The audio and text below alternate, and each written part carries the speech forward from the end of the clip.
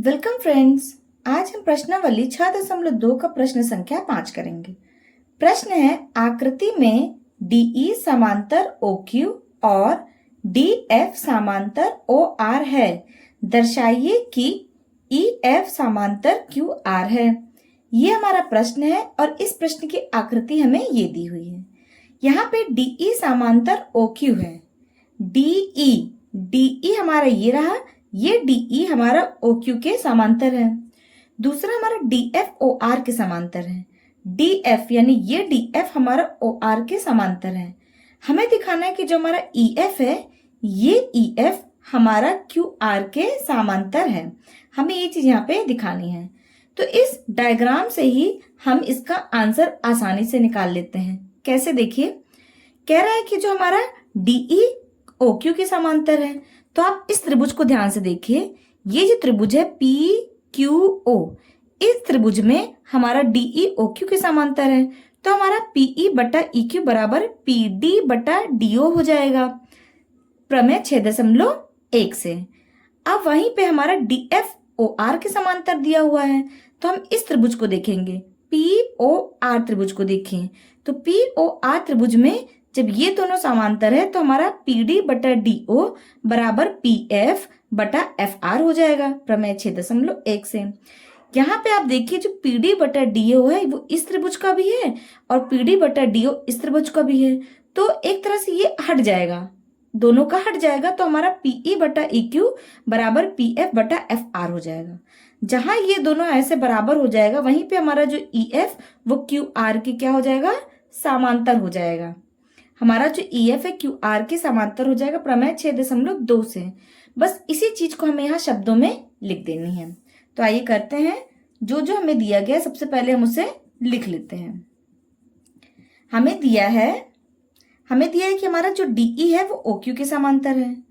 हमारा DE समांतर OQ है, ये दिया हुआ है। दूसरा है कि DF OR के समांतर दिया हुआ है। दूसरा हमारा DF ये समांतर OR है, हमारा DF OR के समांतर दिया है। हमें सिद्ध क्या करना है, हमें सिद्ध करना है कि जो हमारा EF है वो QR के समांतर है। हमारा EF ये समांतर QR है। अभी मैंने जो ओरली आपको बताया है उसी चीज को हम यहाँ रिटर्न कर रहे हैं। अभी आप अच्छे से समझ जाएंगे इसे कि मैं कहना क्या चाह रही थी। जो हमारा DE है वो OQ की समांतर दिया हुआ है और ये हमारा किस त्रिभुज में है, PQO त्रिभुज में है। तो हम त्रिभुज PQO लेंगे। त्रिभुज PQO में देखिए आप, PQO इस त्रिभुज को हम यहाँ रफली में बना लेते हैं। ये कुछ हमारा इस तरह से दिया हुआ है, ये POQ, यहाँ पे ये D दिया है, यहाँ पे ये E दिया है। अब यहाँ पर आप आसानी से समझ जाएंगे। यहाँ पे हमारा जो DE है वो OQ के समांतर है, हमारा जो DE है वो समांतर OQ है। ये चीज हमें यहाँ पे दिया है।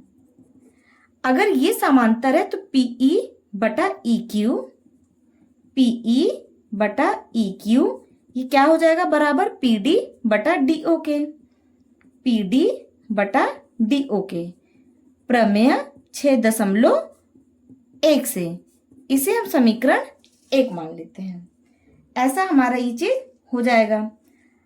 अब हमारे पास क्या दिया हुआ है कि DF समांतर OR दिया हुआ है और ये किस त्रिभुज में दिया हुआ है, ये त्रिभुज हमारा कुछ इस प्रकार बना है, थोड़ा सुंदर कम बना है। ये POR और यहाँ पे हमारा ये D और F है। अब आप देखिए, DF OR के समांतर है, ये हमारा इसी त्रिभुज में तो है। अगर हमारा DF OR के समांतर है तो यहां से हमारा PF बटा FR बराबर PD बटा DO हो जाएगा। यानी कि अब त्रिभुज POR इस त्रिभुज में देखिए आप, तो यहाँ DF समांतर OR ये हमें दिया हुआ है, ये भी हमें क्या है, दिया है। जब ये चीज हमें दी हुई है तो हमारा जो PD बटा DO, हम क्या करेंगे, यहाँ पे PF बटा FR लिख लेंगे पहले, क्योंकि हमारा PD बटा DO यहाँ भी है और पी डी बटा डी ओ यहाँ भी है, तो हम पहले इसको पी एफ बटा एफ आर लिखते हैं। अभी आप समझ जाएंगे। हमने पी एफ बटा एफ आर बराबर पी डी बटा डी ओ, पी डी बटा डी ओ।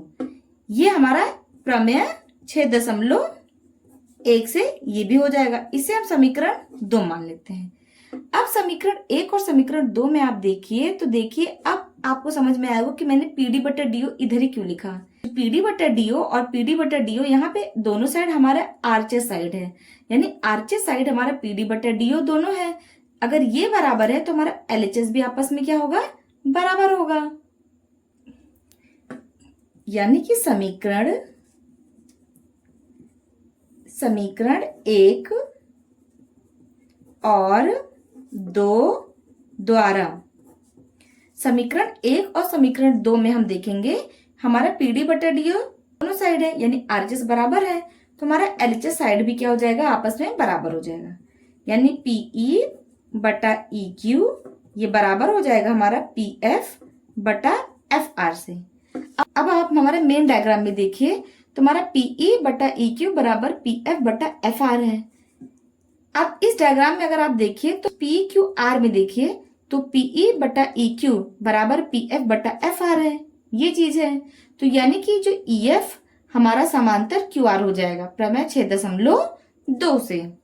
अतः त्रिभुज पी क्यू आर में हमारा क्या हो गया, ये पीई बटा ई क्यू बराबर पी एफ बटा एफ आर हो गया। तो अगर ऐसा है तो हमारा जो ई एफ है वो समांतर क्यू आर हो जाएगा, और यही चीज हमें सिद्ध करनी थी। ये आंसर होगा, और ये किस चीज से होगा, इसका रीजन लिख दीजिए प्रमेय 6.2 द्वारा।